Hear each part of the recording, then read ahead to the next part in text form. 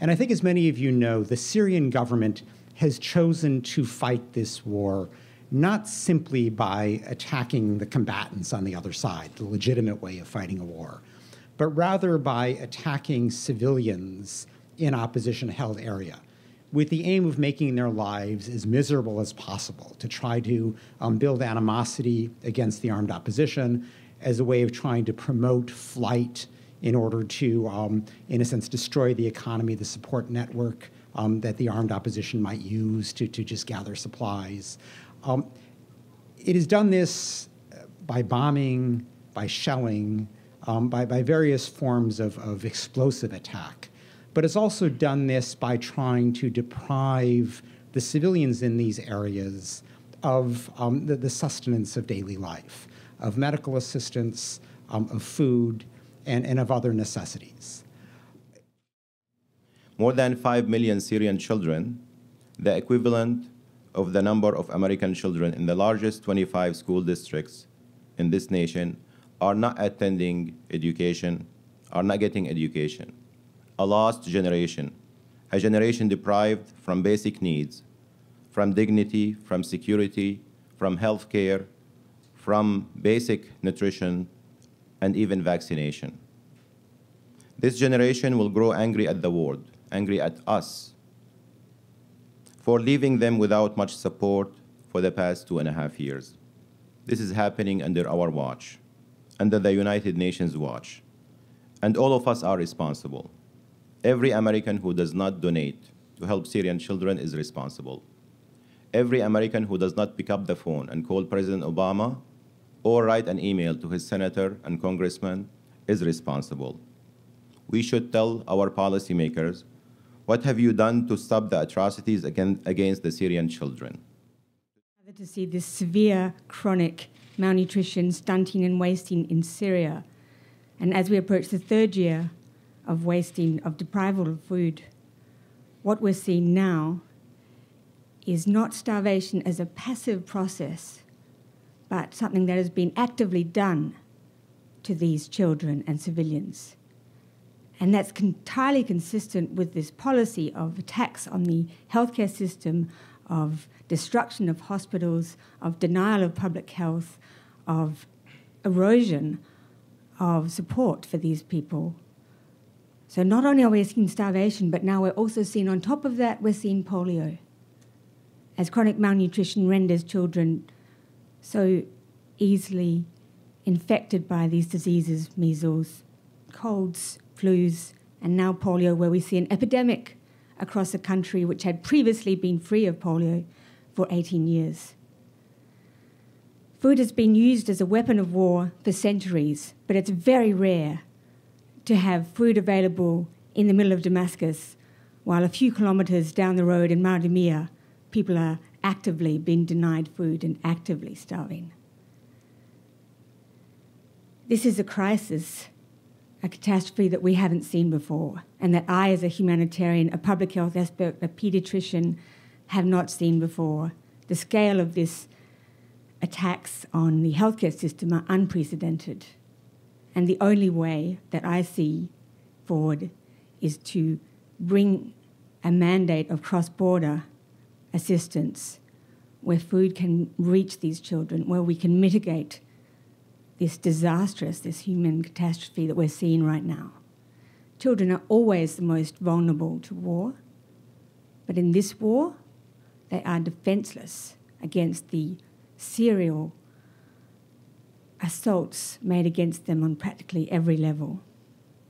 A Syrian woman named Suad Naufal, an ordinary teacher in Syria, turned courageous civil activist protesting against all forms of authoritarianism, Assad and Islamist, has, since November, organized dozens of Syrians into a hunger strike to call for cross-border and cross-line access for humanitarian aid for besieged, starving Syrians. A courageous young man named Qusay Zakaria in small-town Mu'damiyya, Syria, began his hunger strike on November 26 for the same humanitarian goal. Dozens of people today and tomorrow in Dublin, London, Madrid, and other cities will hunger strike with Syrians tomorrow, because that hunger strike of Qusay and Suad has expanded into an international solidarity fast.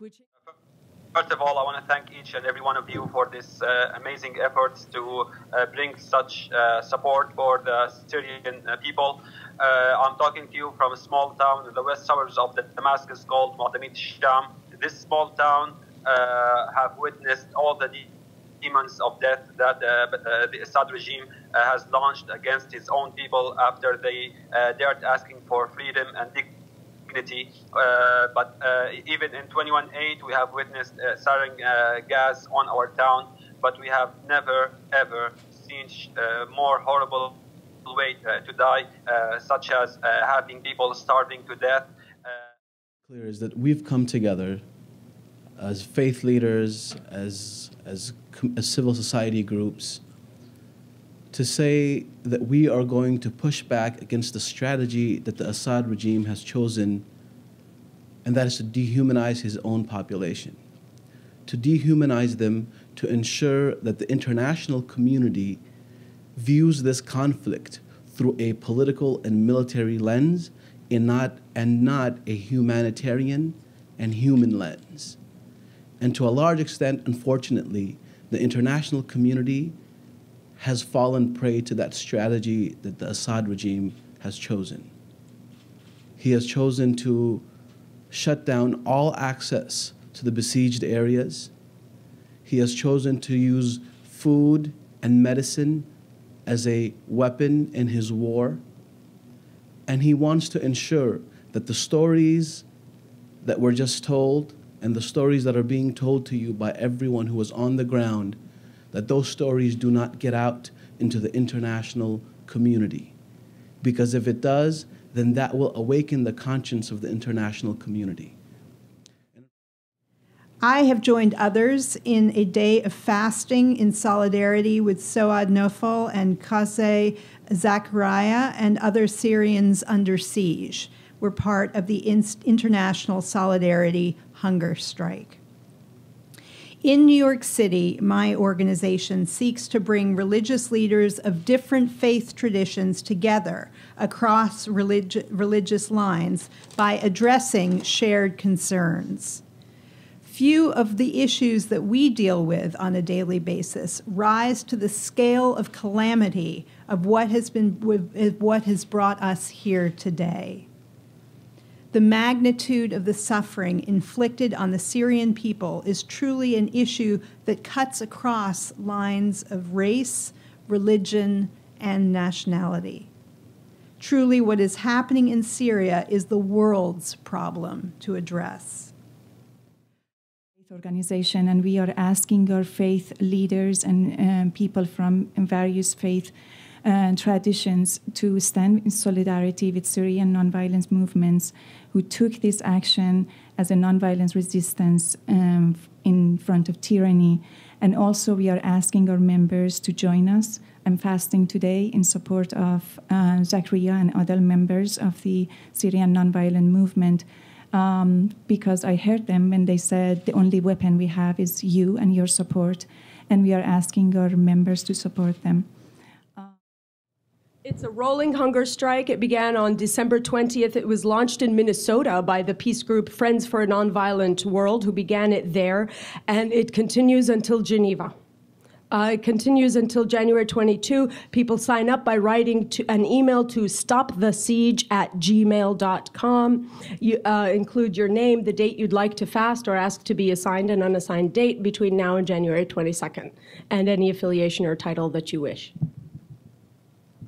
I just want to add to this that we have really very prominent faith leaders and civic leaders who pledged to fast for one day to support of the Syrian children under siege.